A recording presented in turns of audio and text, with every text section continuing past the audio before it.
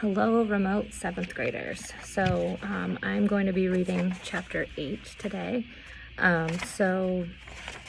Chase just joined the video club, and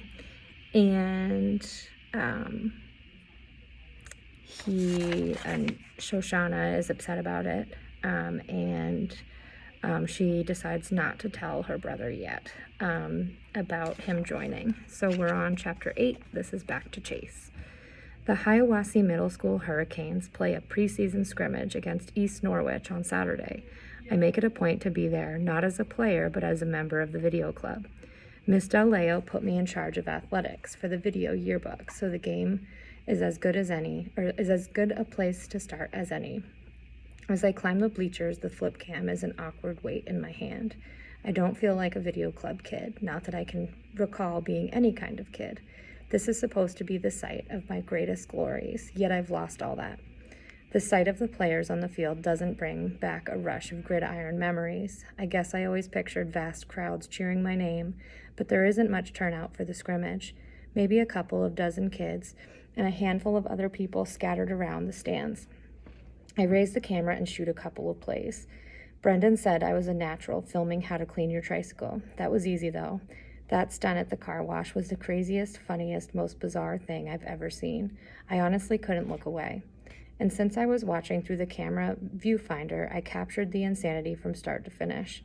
It would be wrong to say I had the time of my life, since I can't speak for my life before the accident, but it was more than enough for Brendan to convince me that Video Club was the best place for me. A foghorn voice drowns out the PA announcement broadcasting over the loudspeaker. "Champ, over here." It's my dad sitting in the 4th row with Helene. "I never miss a game," he exclaims, assuring me that he was here on the 50-yard line week in and week out, all through the 28-year gap between his state championship and my own. Helene's turning into a real fan too. My half-sister has set up an impressive array of dollhouse furniture on the metal bleachers and is playing with a couple of Barbies. As far as I've seen, she hasn't looked in the direction of the field once. For such a big Hurricanes fan, Dad sure doesn't seem to have any fun watching them play. The longer we sit, the darker his mood gets, blackening and lowering until it hangs over him like a line of thunderheads.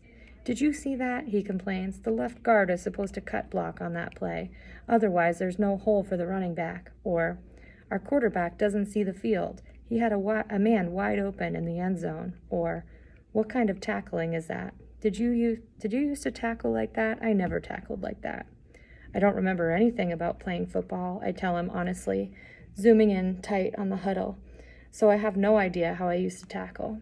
"Yeah, well, it was a lot better than that," he snorts. "You used to wrap up your man and bring him down properly." By this time, the Hurricanes are on the wrong end of a 24-7 score. It's funny, I've forgotten everything about my own football career, but I know the game itself. When I shoot footage of the action on the field, I get what the players are doing, or at least trying to do. Either East Norwich is all universe, or this year's Hiawassee Hurricanes aren't a team of destiny. I have no idea how good I am, but it's hard to believe that one person could make up the difference between these stumblebums and last year's state champions.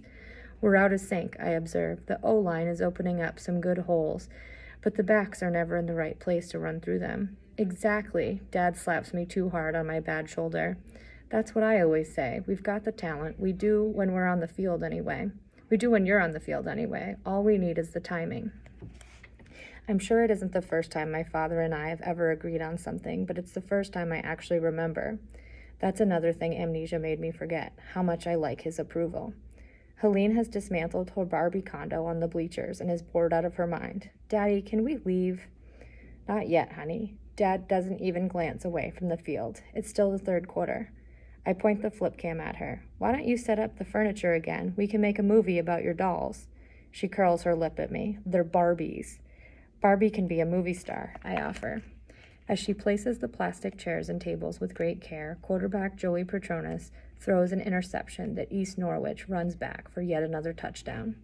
That does it for Dad. He goes off on a diatribe against the players, the coaches, even the guys who make the chalk lines on the field. I'm not immune either. He finishes with, "What are you doing with that camera anyway? You should be in this game, not taking pictures of it." I know you don't remember how good you are, but I promise you are that good. I start to tell him I'm only here to cover the team for the video yearbook, but something makes me swallow the words before they hit air. I understand on a gut level that isn't what Dad wants to hear. Instead, I find myself saying, I want to go back on the field as soon as the doctor gives the okay. You'll see, I'll be out there. Dad nods, pleased. That's who we are, champ. We're Ambrose men. We're the doers. Other people take pictures of us. Helene acts out entire storylines with her Barbies. I capture it on video, all the while keeping up a running game commentary with Dad, who doesn't seem to be a Barbie guy. Surprise, surprise.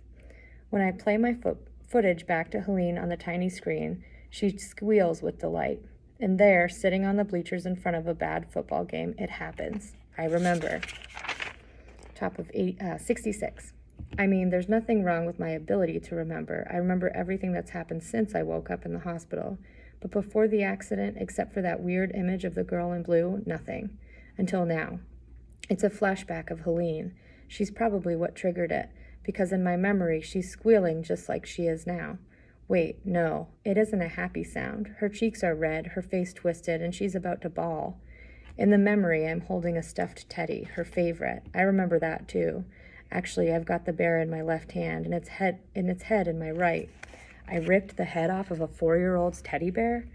Definitely not the memory I'd been hoping for, but still. I remembered something, I exclaim out loud. Yeah, what? Dad actually turns his attention from the game. Something from before the accident.